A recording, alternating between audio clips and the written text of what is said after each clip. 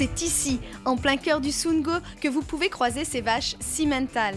Cette race suisse, implantée à la ferme du Grumbach, nom du cours d'eau qui traverse le village de Durlinsdorf, où Nicolas et Sandra Gerster ont décidé de préserver et d'élever cet animal rustique. C'est une race qui va produire du lait, pas en très grande quantité. Elle va produire de la viande, pas en très grande quantité non plus. Ça n'a rien à voir avec les races françaises qu'on peut trouver sur notre territoire, comme la charolaise par exemple. Elle va produire beaucoup moins de viande, mais qualitativement, on va dire que c'est une très très bonne viande. Les 200 bovins de la ferme se rendent 7 mois au pâturage pour profiter d'une flore et d'une météo très variée. Les animaux peuvent ainsi gambader et se muscler sans engraisser trop vite. Un bœuf, c'est un mâle castré. Il va sortir 2 fois dans sa vie, il va sortir au pâturage pour qu'à l'âge de 3 ans, juste 2-3 mois avant l'abattage, on va l'engraisser.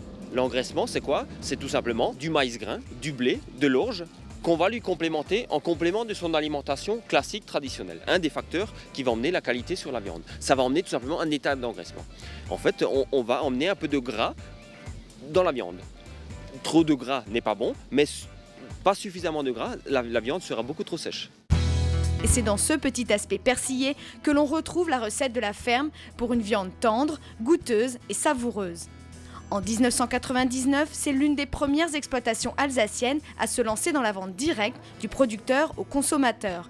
Pour valoriser la viande de bœuf et de veau, Nicolas et Sandra décident de fabriquer de la charcuterie.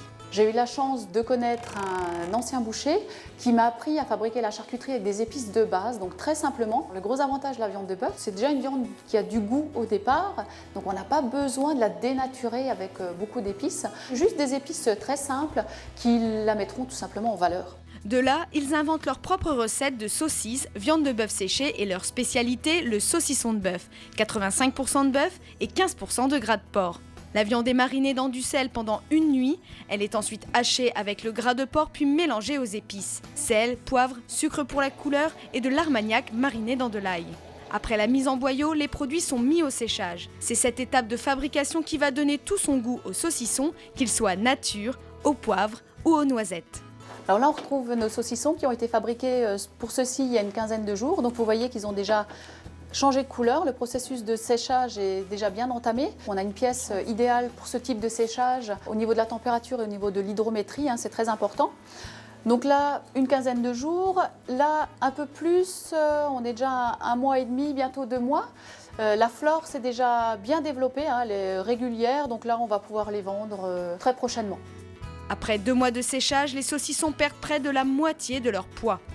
Alors, vous hésitez encore à essayer autre chose que votre charcuterie de porc habituelle? Paul, lui, s'est déjà mis à la mode bœuf. Chers amis du terroir, bonjour. Aujourd'hui, nous allons donc parler du bœuf. Alors, le bœuf, vous connaissez, n'est-ce pas, Franck Leboeuf, le footballeur. Mais il y a aussi le cœur de bœuf, cette grosse tomate. Et puis, il y a l'œil de bœuf des architectes.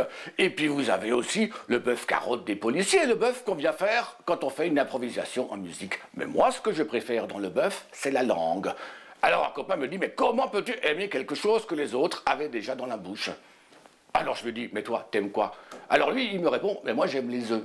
Bon, comme dirait Roger Siffert, l'intérêt d'être bilingue, c'est de pouvoir dire 2 fois plus de conneries. Alors qu'il vaut la neuf, vaut la bœuf.